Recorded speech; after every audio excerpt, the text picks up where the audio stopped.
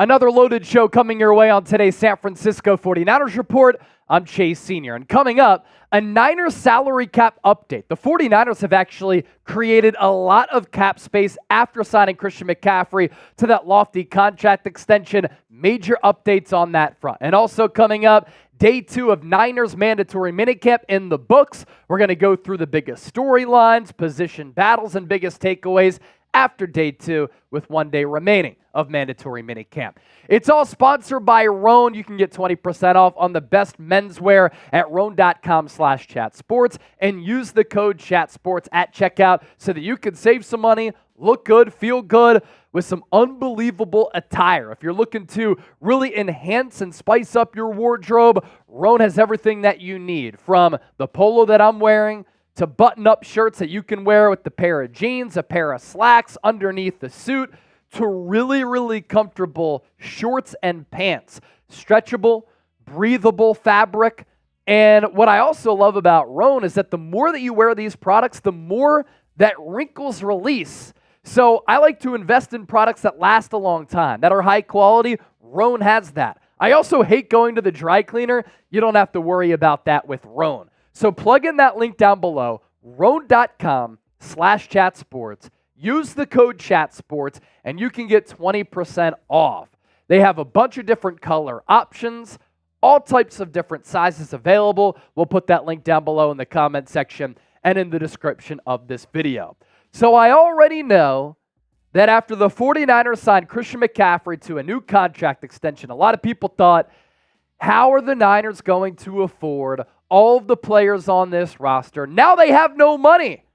Wait, the extension creates more cap space, Chase? Yes, indeed. Let's go through the details here. So the foundation of it, McCaffrey's contract is a 2-year extension. It averages out to be about $19 million per year. So it's a 2-year, $38 million extension in total on a deal that's going to go on top of that contract extension. He signed with the Carolina Panthers a few years ago, which runs through the 2025 season.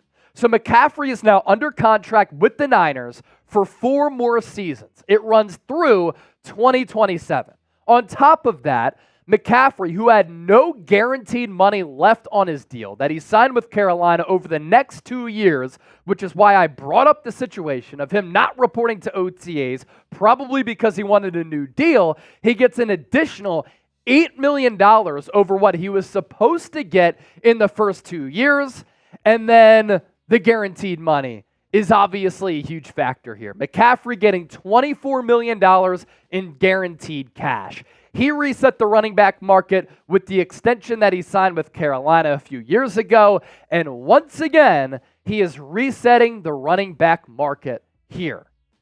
Now, how it impacts the Niners cap specifically. The extension for CMC frees up $7.4 million this year. The base salary for McCaffrey drops from what was supposed to be 11.8 on the previous deal to now 1.21. Now the 49ers, ladies and gentlemen, have $32 million in cap space. That is top 10 in the National Football League. In fact, it is 7th among 32 teams in the NFL. And also, it's not just affecting the cap this year. This extension for McCaffrey, which has bonuses and roster bonuses and incentives, all of that language in it, it opens up $8+ million, according to Spotrac, over each of the next 4 years.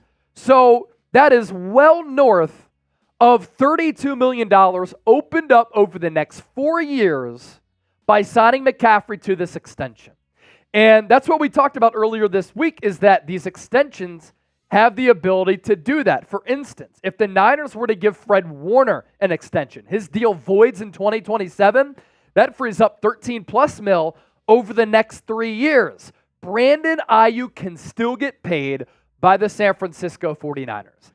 And if the Niners get the CMC of 2022 and 2023, this deal will end up being a huge steal for San Francisco, because McCaffrey has been, outside of quarterbacks, the most valuable and best offensive skill player in the sport. He has changed the look and the complexion of this Niners offense. And then culturally, he's been a tremendous team leader. And it really is crazy to think about what McCaffrey has done with the Niners. 11 games in the regular season back in 2022, and then a full season in 2023. And during that time frame, including the playoffs, McCaffrey has run for 2,711 rushing yards. He also has 1,241 receiving yards, and he has 39 total touchdowns. When a player's been that good, that impactful, when he's moved the needle that much, when he's an exemplary player and leader on and off the field, and when he leads the NFL in touches last year, in rushing yards, is the NFL Offensive Player of the Year, and finishes top 5 in MVP voting, he deserves a new deal. And at the very least, as I made that argument 2 weeks ago before anybody else talked about it, he deserved to go to the negotiating table and at least say, I want guaranteed money left on my contract. And I know that McCaffrey is a running back, but you also have to look at him as a weapon.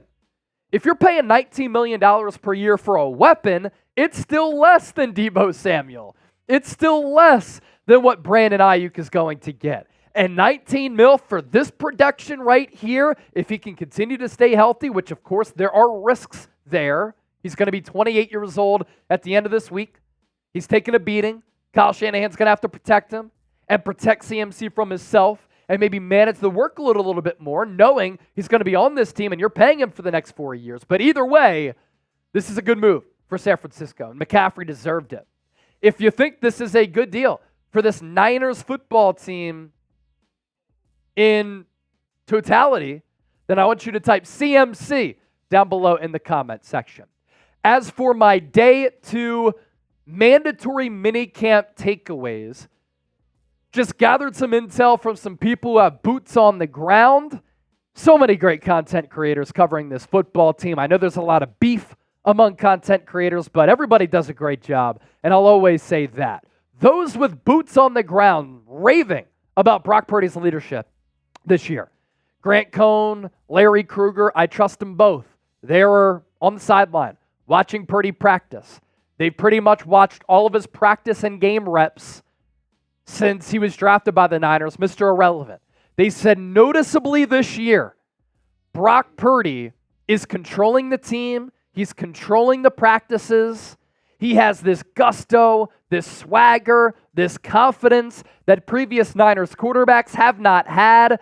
And you can tell that he is the leader, the captain of this team. And the rest of his teammates follow the beat of his drum. That's what you want from a quarterback. And now, Purdy, after being highly productive the last 2 years, going into year 3, all of the success that he's had, he's earned that right. And he's probably feeling himself a little bit like, I'm the quarterback. People look at me to lead. I'm fine with doing that. And the play is also speaking volumes, as today he uncorked a ridiculous ball across his body deep downfield to Deebo Samuel. Sticking with Purdy and one of his new weapons in Ricky Pearsall. I've said this about Ricky Pearsall. Ricky Pearsall is a seasoned route runner. He's a smart football player. He's played a lot of football. He's never going to be a dynamic wide receiver like Deebo Samuel, Brandon Ayuk, or some of the upper echelon wide receivers across the NFL because he's not that dynamic type of route runner who has that type of stature. And it's not like physically he's going to ever overwhelm you. But because he's a good route runner, because he's refined with his technique, he has good hands, he'll get hit and still catch the football. He'll climb the ladder and snatch some of those 50-50 balls. The awareness to find the soft spot in the zone, beat man coverage. I think he's going to be able to be productive this year. And already Kyle Shanahan yesterday talked about the on-field relationship that Purdy's developed with Pearsall. It wouldn't surprise me if Pearsall has 500 receiving yards and 6 to 8 touchdowns as a rookie this year because he's going to be open a lot considering the other weapons who are on this team. And so far, so good with Pearsall getting off to a solid start after being selected surprisingly in the first round. Is there a tight end 2 position battle that is about to ensue during training camp. The Niners this week making a move at tight end, but look, Braden Willis is having a nice spring, and he's a little bit shorter as compared to other tight ends across the NFL. He kind of played a little bit of H-back at Oklahoma, but Braden Willis is turning some heads, and he's impressing some people with the production that he's had. He is not going to be massive in size that really makes you say, wow, like Logan Thomas, who's 6'6", 250, right? And Logan Thomas, he had nearly 500 receiving yards last year. You would imagine he'd be penciled in as tight end too, but look out for Braden Willis and then Mason Pline, the UDFA out of Furman, developing nicely too. Fred Warner today spoke glowingly about D. Winters as he's going into year 2. I like D. Winters and Jalen Graham. I think the young linebackers have some potential for this team looking ahead, and we're not sure what the future is going to be of Dre Greenlaw. Could they take his spot, especially with him coming off the torn Achilles? And even if Greenlaw comes back, he's going to be expensive. So Fred Warner said that of the young linebackers on this team, D. Winters has had the most impressive spring. Again, good development for this Niners defense. Trent Williams did report today. His daughter graduated high school yesterday, so he was not on hand. An excused absence for day 1 of mandatory minicamp. He was there. Bosa was there. McCaffrey there. Not practicing. Debo's still there. He was practicing. Good to see some of the leaders and the team captains. And then Malik Mustafa, Renardo Green. Malik Mustafa, the 4th-round pick safety out of Wake Forest, and then Renardo Green, the 2nd-round pick corner out of Florida State. They play with swagger. They play with intensity. They play with physicality. They fly around. Both have good ball skills. Both have NFL-ready attributes as far as instincts go. Renardo Green, a little bit smaller. Malik Mustafa, a stocked athlete. But both seem as though they can play. And the depth in the secondary, once again, a big edge for San Francisco here. If you enjoyed today's show, we informed you about the cap. Minicamp takeaways. Type Real One down below as part of our Real One roll call, and we'll catch you tomorrow live on the San Francisco 49ers Report as mandatory minicamp comes to a close.